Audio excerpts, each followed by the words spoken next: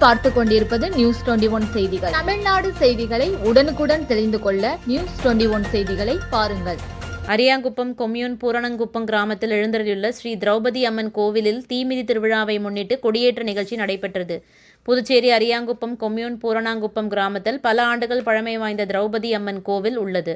அந்த கோவிலில் தீமிதி உற்சவ விழா அடுத்த மாதம் ஜூலை 11ஆம் தேதி வெள்ளிக்கிழமை மாலை நடக்க இருக்கிறது. அதனை முன்னிட்டு இவ்வாலயத்தின் கொடியேற்ற நிகழ்ச்சி நேற்று இரவு நடைபெற்றது. முன்னதாக மொழியன் குளக்கரையில் புனித நீர் திரட்டி அலங்கரிக்கப்பட்ட பூங்கரகம் புறப்பட்டு கிராமத்தில் உள்ள முக்கிய வீதிகள் வழியாக சென்று கோவிலை வந்தடைந்தது. அதனைத் தொடர்ந்து கொடிமரத்திற்கு சிறப்பு அபிஷேக ஆராதனைகள் நடைபெற்று கொடிமரத்திற்கு சிறப்பு பூஜைகள் நடந்து கொடியேற்று நிகழ்ச்சி நடைபெற்றது. இதில் ஏராளமான பக்தர்கள் கலந்து கொண்டு சுவாமி தரிசனம் செய்தனர். இந்நிகழ்ச்சிக்கான ஏற்பாடுகளை கோவில் நிர்வாக அதிகாரி பாஸ்கரன் மற்றும் விழா குழுவினர்கள் கிராம மக்கள் சிறப்பாக செய்தனர்.